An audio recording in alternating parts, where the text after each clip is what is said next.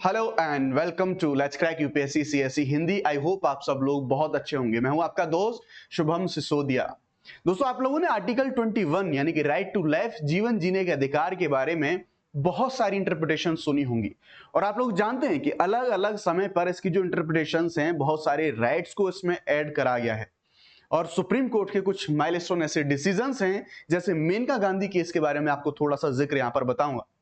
और अभी हाल फिलहाल में अगर हम प्रेजेंटली अगर लेटेस्ट ट्रेंड के बारे में बात करें तो अभी हाल फिलहाल में फिर से आर्टिकल 21 यानी कि राइट टू लाइफ, जीवन जीने के अधिकार में सुप्रीम कोर्ट ने फिर से जीवन जीने के अधिकार की जो व्याख्या है उसको और वाइड करने की कोशिश करी है और उसमें ऐसे लोगों के अधिकारों को भी शामिल करा है जो फिजिकली या फिर जो दिव्यांग लोग होते हैं, जो लोग चैलेंज्ड होते हैं, उनके बारे में हम बात करें तो उनकी जो एक्सेस है वो अगर डिजिटलाइजेशन तक उनकी एक्सेस नहीं हो पा रही है तो उसको भी सुप्रीम कोर्ट के द्वारा अभी हाल फिलहाल में एक जो हमारा फंडामेंटल राइट आर्टिकल 21 जीवन जीने का जो अधिकार है उसके अंदर शामिल करा गया है।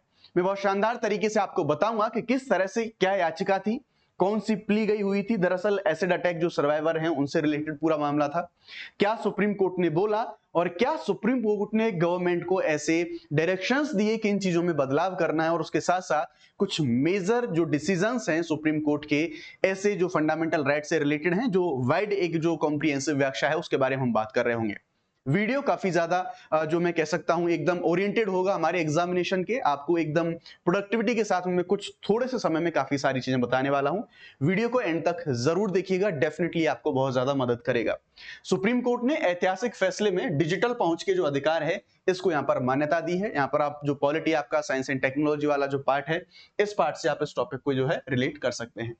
पूरा मामला क्या है तो पूरे मामले के बारे में आपको बताऊं तो आप देख सकते हैं सुप्रीम कोर्ट ने अभी फिलहाल इस केस का जो नाम था, अभी जो रिसेंटली बुधवार की बात है शायद, तो यहां पर जो अमर जैन बनाम भारत संघ वो अन्य 2025 ये केस था और इस केस में सुप्रीम कोर्ट ने बोला कि जो डिजिटल पहुंच है, डिजिटल एक्सेस है, वो सभी लोगों के लिए एक फंडामेंटल राइट का हिस्सा है और ये फंडामेंटल राइट है आर्टिकल 21 यानी कि सम्मान पूर्वक जीना जो हमारा इसके अंतर्गत आता है, ये इसी का पार्ट होगा हमारा, यानी कि राइट टू एक्सेस डिजिटलाइजेशन ये इसी का पार्ट हमें देखने को मिल जाएगा। साथ ही जो दृष्टिबाधित एसिड अटैक जो पीड़िता हैं और दृष्टिबाधित व्यक्तियों के लिए बैंकिंग और ई गवर्नेंस सेवाओं को आसान बनाने के लिए जो निर्देश थे वो निर्देश यहां पर जारी करे गए थे। आप लोग ये कहेंगे कि ये क्या है, तो इसका मैं आपको एक जो रेफरेंस है वो रेफरेंस बता देता हूं कि इसी पूरे मामले में यहां पर सुप्रीम कोर्ट ने इन सारी चीजों को बोला था। दरअसल मामला कुछ ऐसा था कि एक एसिड अटैक जो सर्वाइवर थी, पीड़िता थे, वो बैंक में अकाउंट खुलवाने के लिए गए थे और आप लोग जानते हैं कि जो आरबीआई के रेगुलेशंस हैं उनके अकॉर्डिंगली जब आप बैंक में अकाउंट खुलवाने जाते हैं तो उनको एक फोटो चाहिए थी, लाइव फोटो ऐसी चाहिए थी जिसमें वो आंखें खोल के प्रॉपर तरीके से जो एक वो फोटो खिंचा सकें। बट जो कि जो एसिड अटैक सर्वाइवर थी वो इस तरह का फोटो खिंचवाने में कैपेबल नहीं थी और फलस्वरूप उनका जो पूरा अकाउंट है वो अकाउंट बैंक में नहीं खोला गया था। तो इन सारी चीजों को चैलेंज करा गया, कोर्ट के सामने ऐसी सारी चीजें पहुंची। उस याचिका के माध्यम से यहां पर बताया कि क्योंकि उनकी आंखें विकृत थी इसलिए वो अपनी आंखों को चिपकाकर जो लाइव फोटो है ऐसा वो नहीं कर पाई, इसलिए उनका अकाउंट नहीं खुला था। तो इन्हीं सारी चीजों को देखते हुए सुप्रीम कोर्ट ने अभी सरकार को बोला है कि भाई जो हमारा राइट टू एक्सेस यानी कि जो डिजिटलाइजेशन का जो पहुंच यानी कि जो डिजिटल पहुंच है वहां तक सभी का जो अधिकार है वो सभी लोगों को फंडामेंटल राइट है, ये मिला हुआ है आर्टिकल 21 के थ्रू, फिर चाहे कोई व्यक्ति किसी भी तरह से चैलेंज हो। अब यहां पर जब दिव्यांग लोगों की बात आ गई तो आइए थोड़ा सा जान लेते हैं कि क्या यूपीएससी ने कभी इस तरह का जो क्वेश्चन है वो प्रीलिम्स में पूछा है। आप लोग इसका जवाब कमेंट सेक्शन में जरूर दीजिएगा। मजेदार, प्यारा सा, बहुत क्यूट सा क्वेश्चन है। क्वेश्चन देखेंगे, भारत में लाखों विकलांग लोग रहते हैं और कानून के तहत उन्हें क्या लाभ उपलब्ध हैं। 2011 में इस क्वेश्चन को पूछा था यूपीएससी ने। पहला स्टेटमेंट, सरकारी स्कूलों में 18 वर्ष की आयु तक निःशुल्क शिक्षा। दूसरा, व्यवसाय स्थापित करने के लिए भूमि का अधिमान्य आवंटन। तीसरा, सार्वजनिक भवनों में रैंप। सही पूछा है इनमें से कौन सा, 1, 2 और 3, 1, 3, 1, 2 और 3। सभी लोग इसका राइट आंसर बताएंगे मुझे कमेंट सेक्शन के अंदर। आइए चलिए और डिटेल से इस पूरे मुद्दे को बात करेंगे, डिटेल से हम बात करेंगे क्या चुनौतियां रहती हैं, क्या कोर्ट ने बोला है, मेनका गांधी केस में क्या इंटरप्रिटेशन दी गई थी फंडामेंटल राइट, और स्पेशली मैं बात करूंगा आर्टिकल 21 के बारे में यानी कि जीवन जीने के अधिकार के बारे में। बहुत शानदार तरीके से बात करेंगे, लेकिन जो कुछ जरूरी सूचना है उसके बारे में हम बात कर लेते हैं।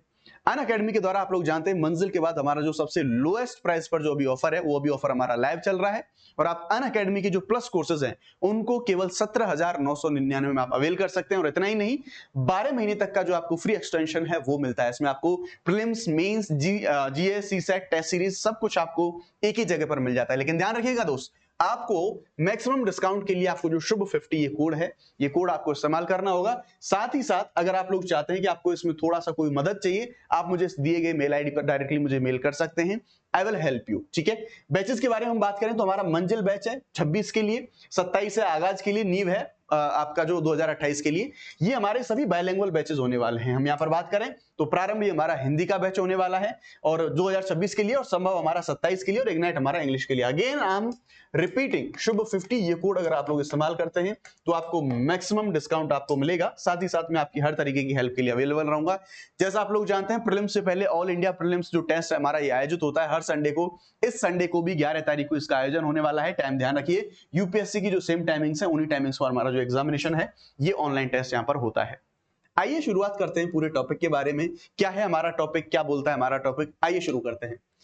यहां पर सुप्रीम कोर्ट के सामने जब ऐसा पूरा मामला पहुंचा तो सुप्रीम कोर्ट ने गवर्नमेंट को कुछ डायरेक्शंस दिए और सुप्रीम कोर्ट ने बोला कि आपको यह सुनिश्चित करना है, जो दिव्यांगजनों के अधिकार अधिनियम है उसके तहत भी आपको यह सुनिश्चित करना है कि जो सभी डिजिटल सेवाएं हैं उनकी एक स्मूथ एक्सेस, उनकी एक सुगम्य तरीके से जो पहुंच है वो सभी दिव्यांग लोगों तक होनी चाहिए। ऐसा गवर्नमेंट ने यहां पर बोला।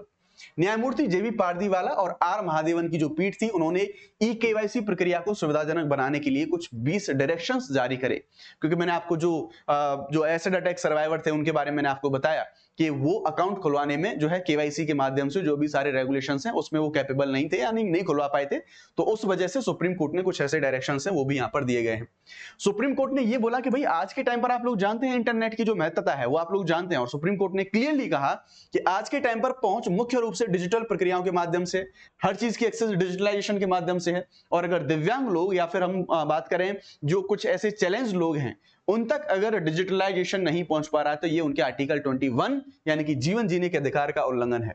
उन्होंने डिजिटल डिवाइड को खत्म करना बोला कि ये एक संवैधानिक अनिवार्यता है। डिजिटल डिवाइड का सिंपल सा मतलब होता है कि एक तरफ तो लोगों के पास डिजिटलाइजेशन बहुत अच्छे तरीके से, एक्सेसिव तरीके से उपलब्ध है और एक तरीके से एक विशेष समुदाय, कुछ विशेष लोग इससे वंचित रह जाते हैं। तो ये जो गैप है, इस गैप को हमें फिल करना है, ये अनिवार्यता है।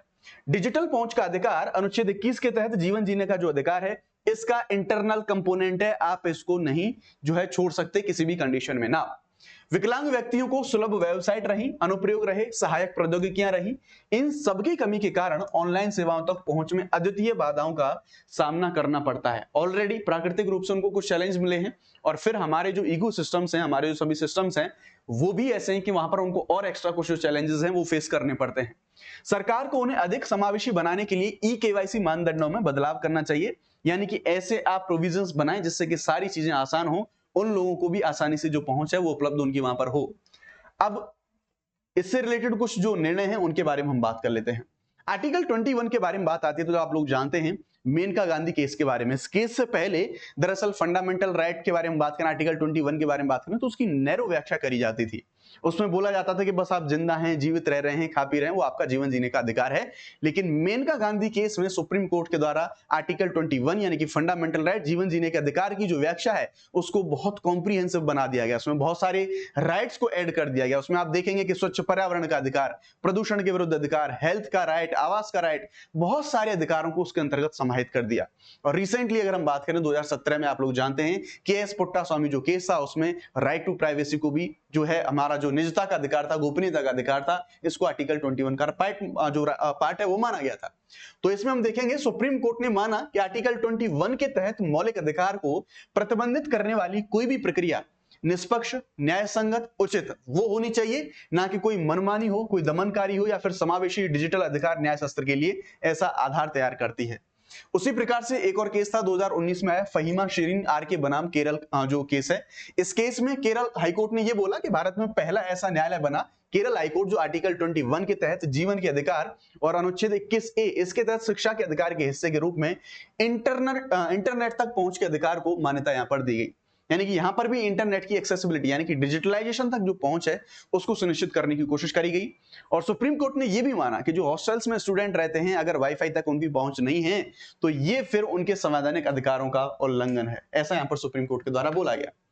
अब जैसा हमने यहाँ पर दिव्यांगजनों के बारे में बात करी तो डेफिनेटली ये पूरा मामला उन्हीं के बारे में था, पूरी जो याचिका थी उन्हीं के माध्यम से यहाँ पर या फिर उन्हीं की चीजों को एड्रेस करने के लिए कोर्ट में गई हुई थी। तो आइए थोड़ा सा हम ये और जान लेते हैं कि जो दिव्यांगजन लोग होते हैं इंटरनेट या फिर जो डिजिटल एक्सेस है वहां तक पहुंचने में उनके सामने क्या क्या बाधाएं होती हैं, आइए उनके बारे में जानते हैं। तो हम सबसे पहले देखेंगे डिजिटल लिटरेसी में विभाजन और बहिष्कार। एक बड़ा डिवाइड है, आप लोग जानते हैं कि कुछ लोग हैं वो तो अच्छे तरीके से जानते हैं, लेकिन दूर दराज के लोगों के बारे में बात करें जो ऐसे एरियाज में रहते हैं या फिर जो दिव्यांग रूप से जो चैलेंज लोग हैं उनके बारे में हम बात करें तो वहां पर ऑलमोस्ट उन लोगों के ऊपर फोकस नहीं किया जाता, उनको डिजिटल लिटरेसी नहीं दी जाती। एक बड़ी समस्या सुगम्यता संबंधी दिशा निर्देशों का कमजोर प्रवर्तन, यानी कि हम बात तो करते हैं, हम सुगम्य भारत अभियान की बात करते हैं, हम ऐसी स्कीम्स के बारे में बात करते हैं, प्रोग्राम्स एंड पॉलिसीज के बारे में बात करते हैं, लेकिन जब बात आती है उनकी एग्जीक्यूशन की तो प्रॉपर उनका एग्जीक्यूशन यहां पर नहीं हो पाता, ये एक चैलेंज है। सुलभ सहायक प्रौद्योगिकियों की कमी, यहां पर जो हम कहेंगे असिस्टेड जो हमारी टेक्नोलॉजीज हैं, यानी कि जो ऐसे दिव्यांग जो लोग हैं, चैलेंज जो लोग हैं, उनके जीवन को आसान बनाने वाली जो तकनीकियां हैं उन तकनीकों की हमारे देश में यहां पर कमी पाई जाती है। कानून और नीतियां तो बनती हैं, लॉ एंड पॉलिसीज बनते हैं, लेकिन बात वही आ रही है, बना के रख दिए जाते हैं, एग्जीक्यूशन में दिक्कत आती है।